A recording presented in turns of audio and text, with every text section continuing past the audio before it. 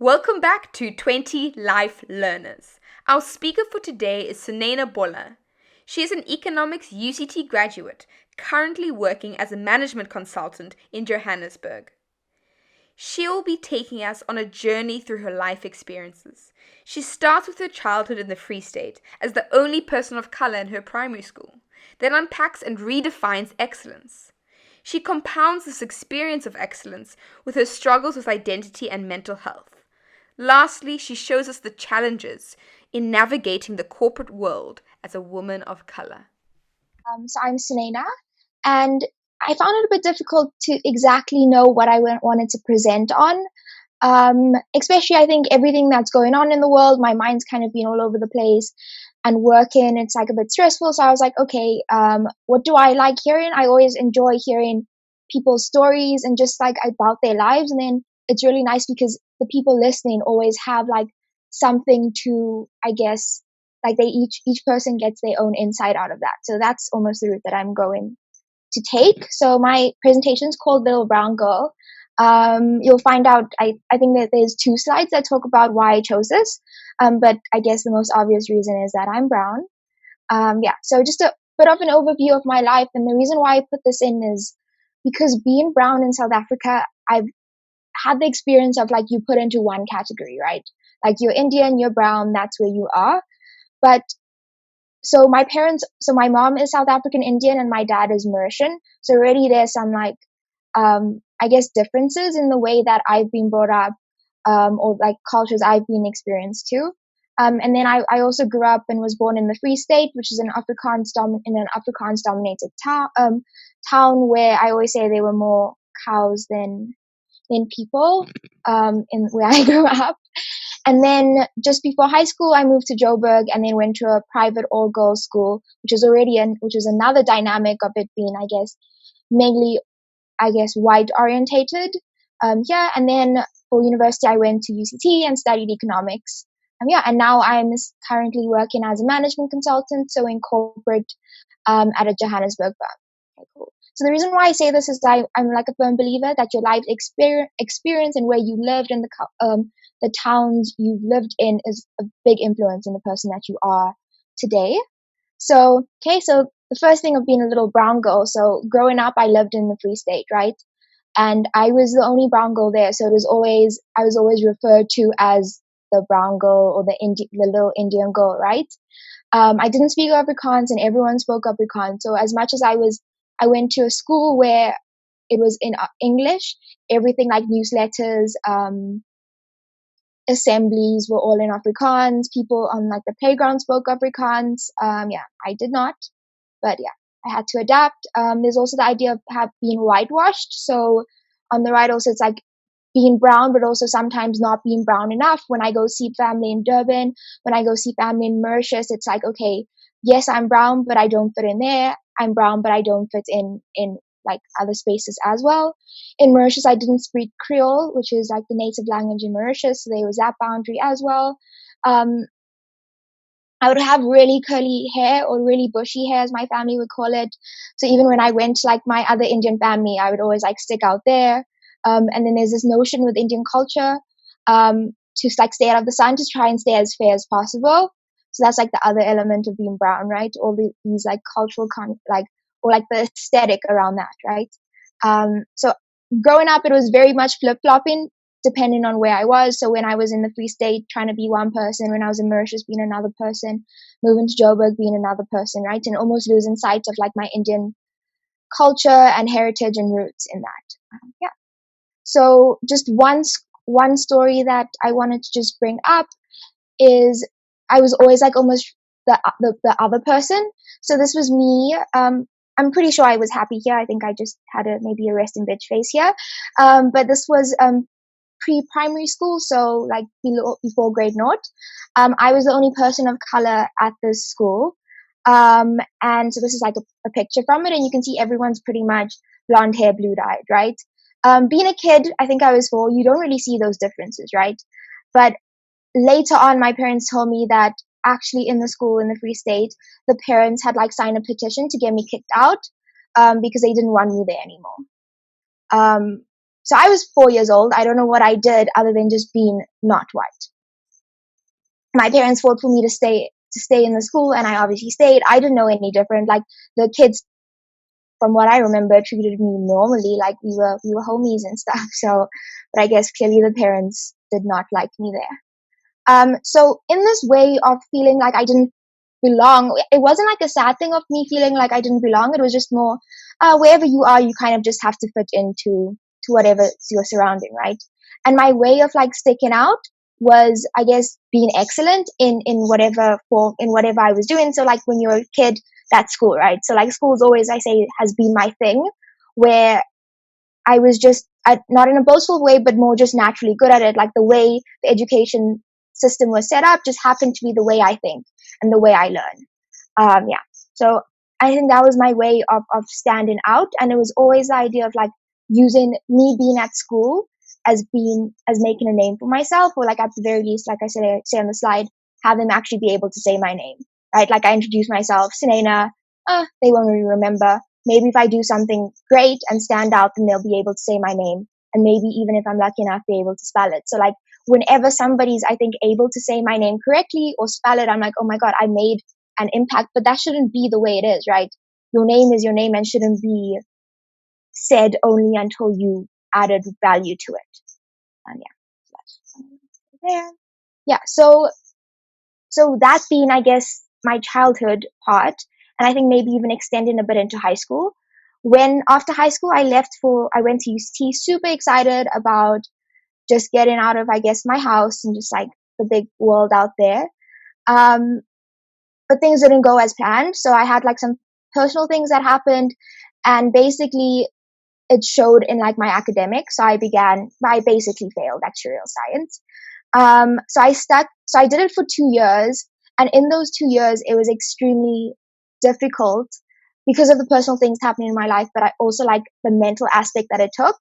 So I saw it like mentally, where I could study for a test, pull two all-nighters, and still get 7% on the test, right? And I was like, I literally don't know what my brain is doing. Yeah, so just like sidetrack, I was diagnosed with depression. And the reason why I'm bringing this into this discussion is because I feel like mental health shouldn't be a topic left for just when titles or presentations are labeled mental health discussions, right? They should be part of just normal everyday life, and it shouldn't be the defining factor of somebody's life. Yeah, so I was diagnosed with depression, and it kind of impacted all aspects of my life. Academics wasn't going too great. Physically, I had lost like 10 kgs, so I was like 45 kgs. Right now, I'm 50. So 3 years ago, 20%. Well, I'm 55 now, so 3 years ago, 20% of me just wasn't here, right? So it took a huge physical toll on me. Relationships as well. Like I would sleep for 20 hours a day, get up. So I was in res, so get up just so I could go to get campus food, go back to res, nap until 9, wake up just so I could video call my parents to tell them that I was okay, and then go back to sleep. And that was literally my like entire like 2-year experience in university. But in losing, I guess, that excellence, or losing everything that I guess made me stand out, I was able to find what I actually value in myself. And to be honest, it didn't bother me that much that I had not been good at actuarial science. Like the failing, the 7%, yes, it was like, Sunayna, what are you doing? But it wasn't like now I've lost a huge part of my life, right? And the reason why I'm mentioning this is because going forward and applying for jobs, being in the corporate world, I've realized to separate your achievements and your success from things that actually make you you. So in that recovery of almost finding myself again, and no, I wouldn't say beat depression, but also find ways to live with it. So I did like the I guess you could say like the standard things of starting antidepressants, started therapy. I say that very like nonchalantly, but it took like 5 different antidepressants to get to the one that actually works for you. Yeah, therapy isn't easy. Went through 3 therapists until you can figure out someone that you actually like. And then I changed degrees. But the one thing that really helped me get out of that space was I found out, I asked myself, when do I feel like the best version of myself, right? like ever. And that is when I'm tutoring. So it sounds really lame, but I just really, really love tutoring. So then what I started to do, I started tutoring with Shoko. So it was these grade fives in a township in Cape Town in Nyanga. And that's when I felt like I found my value again. It wasn't like passing my degree or passing a course. It was when I was able to tutor. So like the picture in the middle is a letter one of the kids wrote to me that I was tutoring. Well, I didn't really tutor them. They wouldn't listen, but I mean, I just spent time with them, right? So I think it's supposed to say, I hope you have a nice holiday. And they would call me Sunny. So I keep it in my wallet all the time just to like realign myself and like, okay, cool. Work's not going great. Corona's a mess. I hate staying at home. All these things happening in the world, but I was able to touch one person's life, and that's good enough, right? And also, I guess learning to be selfish, to be like, okay, cool, I'm gonna do what makes me happy. And if other people aren't, and if I'm not the best version, or what other people want my best version to be, that's okay, because I just have to do what makes me happy and be that best version of myself. Another thing that I did is I was like, okay, you're gonna shoot your shot everywhere.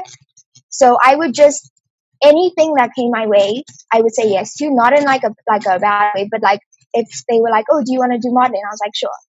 Do you want to like apply for this job? Sure. Do you want to do this internship program? Yes. Do you want to like go out tonight? Yes, yes, yes. I would just say yes to everything.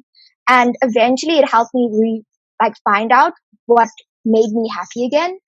And that's another thing where the title of Little Brown Girl comes from. So a really big turning point in my life was when I like volunteered to be part of a documentary filmed by UCT honors students, and it was titled Little Brown Girl, and it was basically the premise was, what makes you a little brown girl living in South Africa?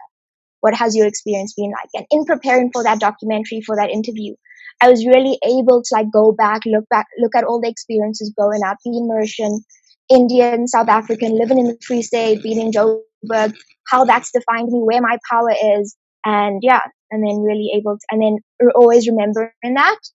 And then so on the right hand side, I have like very, I guess, typical things, like success things. Like, so I was able to graduate with distinction, and then I got the job that I am, where they chose like one of 11. So I was one out of the 11 candidates, and 1,500 people had applied. And I say that because I've realized people don't say their accomplishments enough, right? Like, tell yourself you're that boss bitch that did those things and was able to, do those things, right? Okay. So now on more, I guess, the practical side of my presentation is like standing out when applying for jobs or when networking. Like, what are those things that make you stand out and make companies want to hire you? So from my experience, it definitely wasn't my marks. I had just scraped the minimum of a 60 average to get the interview. I had 2 fails on my transcript. Before I had just like, the amount of 51s I have on my transcript is like, I just did like the bare minimum just to get past. But once I was able to get into that interview room and speak about the things that make me passionate, speak about my failures in a way that made me like a well-rounded person, speak about all these life experiences, I really think that's what helped me stand out. So my like advice whenever I speak to people is like, cool, smart is like the bare minimum. It's like a box you need to tick. But there's so many smart people in the world. Like, there's so many people that got an 80 in that test or a 70. Like, that's not going to make you stand out. That's not going to make you go far, right? Another thing is shoot your shot everywhere. So like, people always say, oh, you got into this company, like, oh, amazing. But they don't realize how many places I had applied to up to that point. Like, a lot. So many rejections. The company I'm currently working at right now rejected me twice. Kept still shooting my shot, and I was like, I'm gonna get this, right? And also the idea of like to de-godify people. So like, people are great, like your competition's great, people hire you and you are great, but they're not that great, right? They were in your position, they probably know stuff, but like they're not even that great, and then not breaking them down, that sounds bad, but also like making them seem as just human, and it's not like this huge obstacle to like overcome, right? And you're just as great as them. Yeah. So then more on like my experience as being a brown woman is, or just a woman in general, is I see with a lot of my friends, women just tend to underestimate themselves and play it safe. They'd rather wait until they see these perfect to apply for the job, until they have that job experience to apply for the job, to not go to that networking event because, like I don't have what I need to do that. But if you put yourself out there, you shoot your shot everywhere, eventually one ball's going to land, right? And it's also difficult being a woman when you don't have that idea of what success looks like, right? If no one really looks like you in the world, in the corporate world, like there's no other Indian female. Cool. So just the standard statistics, looking at the four Fortune 500 CEOs, very, very low figures of what women are like, right? And now, especially going into the corporate world, companies have this idea like they're not just looking for smart people, they're looking for people that fit their culture, right? But if 80% of their culture, of the people they hire, are 80% white men, what culture are they trying to fit? So then there's this added onus on people that aren't this 80% of having to prove themselves. Like still to this day, I'm in meetings and they can't say my name when I've had meetings with this client so many times, right?